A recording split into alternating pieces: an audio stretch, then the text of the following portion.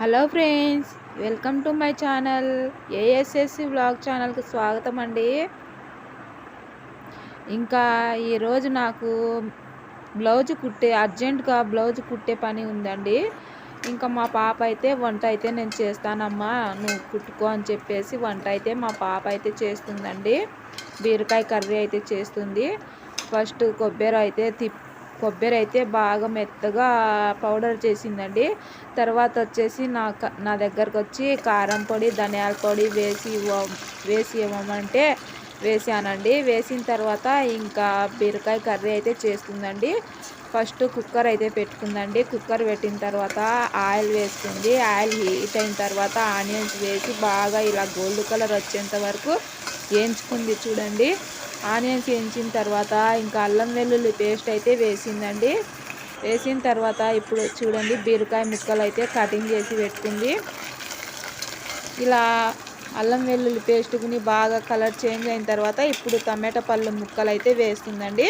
నేను ఒకవైపు చెప్తున్నానులేండి, చెప్తుంటే మా పాప అయితే చేస్తుంది. వాళ్ళకు అలవాటు కావాలి కదా, మీరు గుని ఇలానే చెప్తూ ఉండండి. మీ పిల్లలకు గుని అలవాటు అవుతుంది. మనం ఎప్పుడన్నా ఎక్కడికన్నా వెళ్ళినప్పుడు వాళ్ళు కొంచెం ఐడియా వస్తుంది. చేస్తూ ఉంటే వాళ్ళకు అలవాటు అవుతుందండి. ఏమంటారో కామెంట్ చేయండి.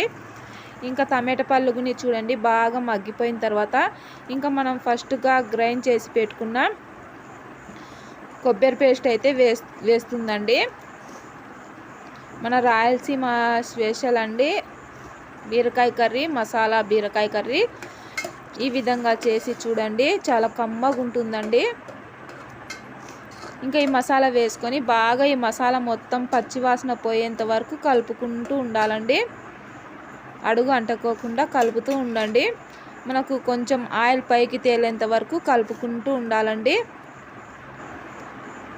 ఇంకా తర్వాత ఫస్ట్ అయితే పసుపు వేయడం మర్చిపోయిందండి. మళ్ళీ నేను చెప్తే పసుపు అయితే వేస్తుంది. ఫస్ట్లోనే మనము టమాటా పళ్ళు వేసిన తర్వాత పసుపు వేసుకుంటే పసుపు బాగా వాసన అనేది ఉండదండి. ఇంకా పసుపు అయితే వేసింది. పసుపుని వేసి కాసేపు ఉడకనిచ్చాలండి. ఉడకని తర్వాత ఇప్పుడు మనము ఇంకా బీరకాయ ముక్కలను అయితే వేసుకోవాలండి. చూడండి ఇప్పుడు బీరకాయ ముక్కలు అయితే వేస్తుందండి.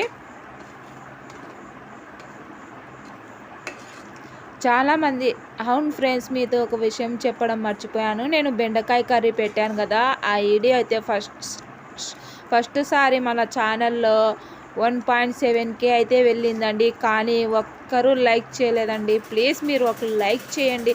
మీరు లైక్ చేస్తూ ఉంటే మన ఛానల్ ఇంకా ముందుకు వెళ్తుందండి.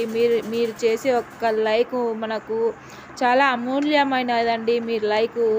మీ అమూల్యమైన చేతులతో ఒక చిన్న లైక్ ఇవ్వండి. మీరు లైక్ చేస్తూ ఉంటే మరిన్ని వీడియోస్తో మీ ముందుకైతే వస్తూ ఉంటామండి. అలాగే మన ఛానల్ను సపోర్ట్ చేయండి ప్లీజ్ అండి. ఇంకా ఫైనల్గా చూడండి బీరకాయ ముక్కలు అయితే వేసుకొని మసాలా మొత్తం పట్టే విధంగా ముక్కలకు బాగా కలుపుకొని కాసేపు అలా వదిలేయాలండి. ఆ తర్వాత మనము తగినన్ని వాటర్ అయితే వేసుకొని ఇంకా ఉప్పు వేసుకొని బాగా ఉడికించుకోవాలండి. ఉడికిన తర్వాత ఇంకా మనము ఈ బీరకాయ కర్రీ అయితే చపాతి కానీ, రాగి సంగటి కానీ, అన్నం కానీ, జొన్న రొట్టె కానీ ఎందులోకైనా చాలా కమ్మగా ఉంటుందండి. బీరకాయ గుని చాలా మంచిదండి. బీరకాయలో వాటర్ ఉంటుంది కదా, మనకు వాటర్ ఉన్న పదార్థం ఏదైనా కానీ మనకు చాలా మంచిది అంటారండి. ఇంకా ఈ విధంగా ఇంకా ఫైనల్గా ఇంకా ఉప్పు అయితే వేసేసింది చూడండి.